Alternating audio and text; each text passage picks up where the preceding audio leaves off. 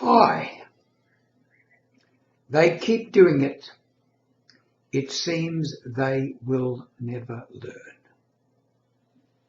It's so misleading. What am I talking about? The retirement industry. I recently came across a video, and you've probably seen them too, where they have these beautiful pictures, background music just the right spot on. The notices they put up,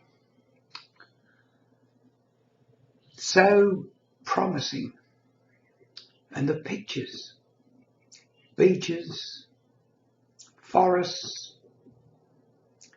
people fishing on the wharf, boats, blue skies, laughter, and so it goes on.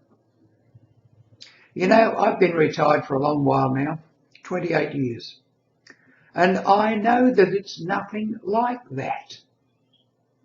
It might be for a while, for maybe a little holiday period at the beginning, unless of course you're a multi-billionaire.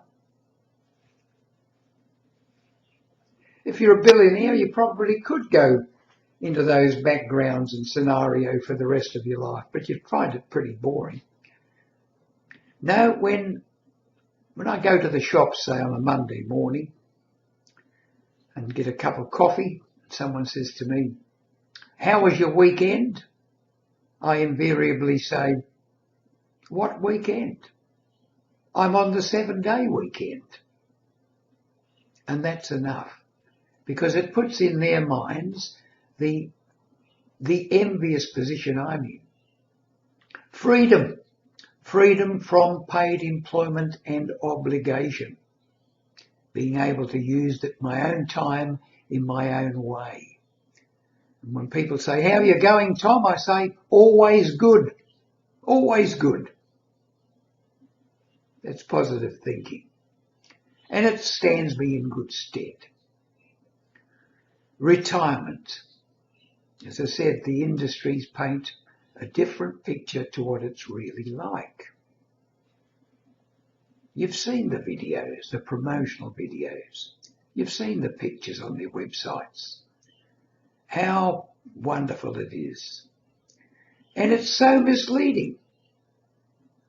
Because, as I said, I've been retired 28 years, and that's going to be a typical of people who are watching this video. If they're only in their late 50s or early 60s now, they're going to be retired for a long while. You are going to be retired for a long while. You're not going to be holidaying all that time. No way. You might plan to go on a holiday when you retire, fill the bucket list to the point where you can afford to fill it. You mightn't be able to fill it to the top, certainly not to when it's overflowing, but you'll fill the bucket list a bit.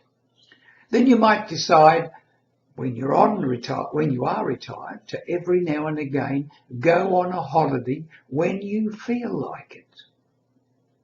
But most of the time you will be in what I would call operations normal for retirees.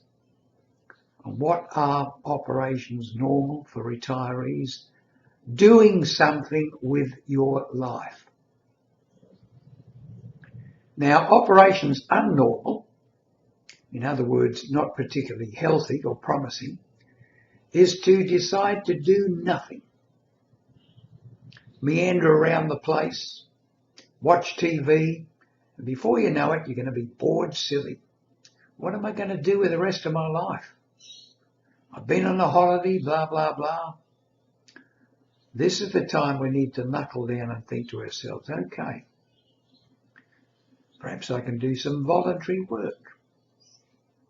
Perhaps I can start my own little part-time business. But I certainly need to do something. I can't just whittle away the rest of my life doing nothing.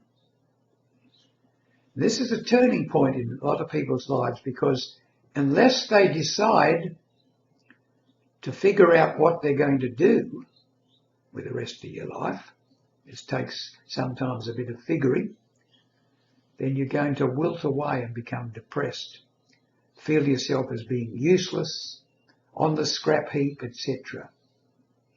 You're not on the scrap heap, you're not useless, and now is the time to do the things that you really want to do.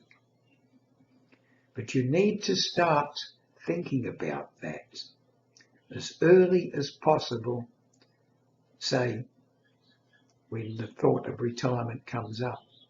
Most people put it off. I know I did. I'm into my 50s and I'm still thinking maybe I've got 10, 12, 15 years of work ahead of me yet. Forget about retirement. When I got to about my early 50s, middle 50s, I better have a look at the super. Maybe I can add a bit more. But that was the big plan, to retire at 65 and then do something else. It might be the same with you. You need to think about what you're going to do far earlier than when you actually retire from your paid work. This is the time to look to your hobbies, look to your interests, look to your passions, and start to develop them so that when you do retire, you just carry on with those things, only you step up the hours and intensity you put into them. That's the secret. The lifelong learning things that you've been interested in are now available for you on full top gear. You can now get into the things you really want to do, but you have to have those things in your mind well before you retire. Otherwise, the big search of what am I going to do now can become quite discouraging. Certain skills we know we need for just about everything. That's why when we go to school, we learn the basics. Reading, writing and arithmetic. But certainly reading is important and communicating with others is important. But I think I've said enough in this video. Don't believe all these golden years that you're going to get. The golden years are the early years of retirement, when you have your energy to do the things and settle in to do the things that you want to do then for the rest of your retirement. I hope you got something out of this.